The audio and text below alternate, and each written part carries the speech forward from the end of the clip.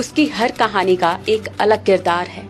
उसने मोहब्बत भी शान से की और शहादत का फर्ज भी खूब निभाया। आधुनिक भारत का ख्वाब आंखों में संजोए 40 साल का युवा हैंडसम नायक जब बदलते परिवेश की राजनीति वाले भारत का प्रधानमंत्री बना तो पूरी दुनिया की नजर उस पर थी। हम बात कर रहे हैं पूर्व प्रधानमंत्री और देश में सूचना क्रांति लाने वाले राजीव गांधी जी की। इस खूबसूरत नौजवान के सामने उम्मीदों से भरे भारत के ख्वाब पूरे करने की जिम्मेदारी थी, जो उन्होंने बखूबी निभाई थी। हिमालय की तलहटी में बसे दून स्कूल से पढ़कर राजीव कैम्ब्रिज के ट्रिनिटी कॉलेज गए, फिर लंदन के इंपीरियल कॉलेज से मैकेनिकल इंजीनियरिंग की पढ़ाई की। युवा नायक में पायलट बनने का जुनून था। आखिर वो पायलट बने।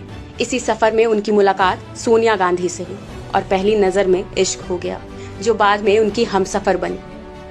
तुम मेरे पास होते हो गोया जब कोई दूसरा नहीं होता।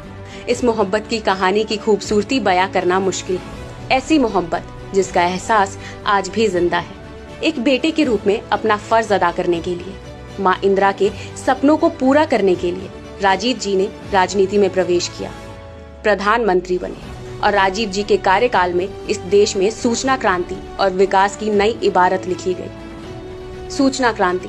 राजीव जी सूचना क्रांति के जरिए भारत को आधुनिकता की ओर लेकर गए। आज जिस डिजिटल इंडिया की चर्चा है, उसकी संकल्पना राजीव गांधी अपने जमाने में कर चुके थे। कंप्यूटर क्रांति।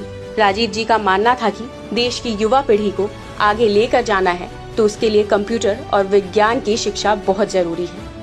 वोट देने की उम्र सीमा घटाई। राजीव जी ने वोट देने की उम्र की सीमा 21 से घटाकर 18 की और युवाओं को मताधिकार दिया।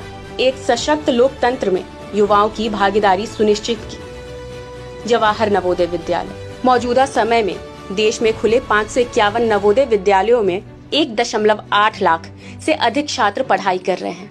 गांव के बच्चों को भी उत्कृष्ट शिक्षा मिले, इस सोच के साथ राजीव गांधी ने जवाहर नवोदय विद्यालयों की स्थापना की। ये आवासीय विद्यालय होते हैं जहां 6ठी से लेकर 12वीं तक की शिक्षा फ्री है।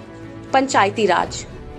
गांव को सशक्त बनाने और लोकतंत्र में जन जन की भागीदारी सुनिश्चित करने के लिए पंचायतों को अधिकार दिए गए। महिलाओं को 33% आरक्षण का अधिकार।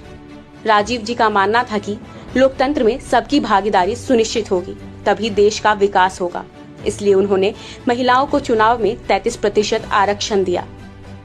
युवा नायक राजीव जी ने भारत के सपनों को उड़ान दी, जो आज पूरी दुनिया पूरी होते देख रही है। बहुत कम समय में हमारे हीरो ने भारत माँ की सेवा में अपने प्राणों की आहुति दे दी। यह देश हमेशा उनका ऋणी रहेगा। मिट्टी की मोहब्बत में हम अशुभता सरों ने वो कर्ज उतारे हैं जो बनते भी नहीं थे।